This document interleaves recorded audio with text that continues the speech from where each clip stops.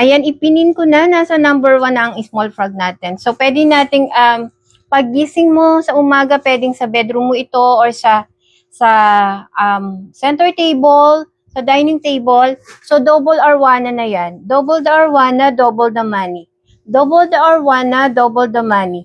And meron na rin siyang tinatawag na treasure chest kung saan punong-puno ito ng wealth activator or money bar or ingot, which if you put this one on the center of your house or at the center of your business or at the counter over your office table, start mo lang siyang ipin at the start of the day.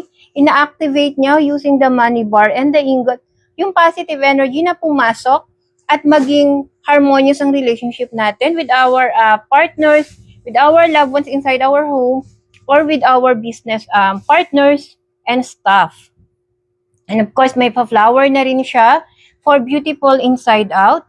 And of course, ang three-legged frog natin is highly recommended ng mga Feng Shui Master Consultant for prosperity, good luck, and money catcher po.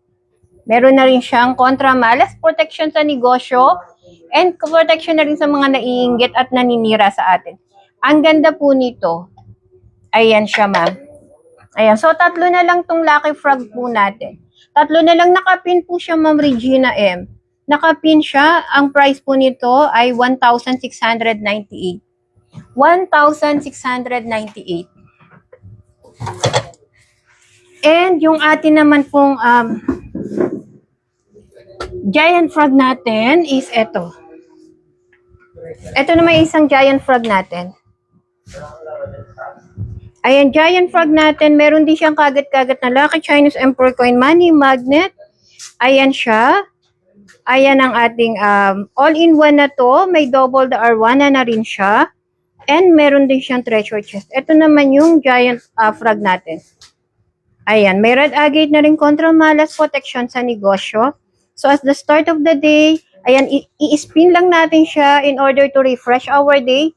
And of course, if you more on investment ka, lalo lumago ang mga investment mo, just put 1,000 bills or Lucky Chinese Emperor coins here on the Dragon Bowl.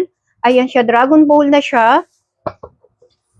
And ayan, manifestations na lalong lumaki ang negosyo or lalong pumasok ang positivity and pumasok magandang oportunidad para sa mga anak natin or para sa mga partner natin. Ito naman yung giant po.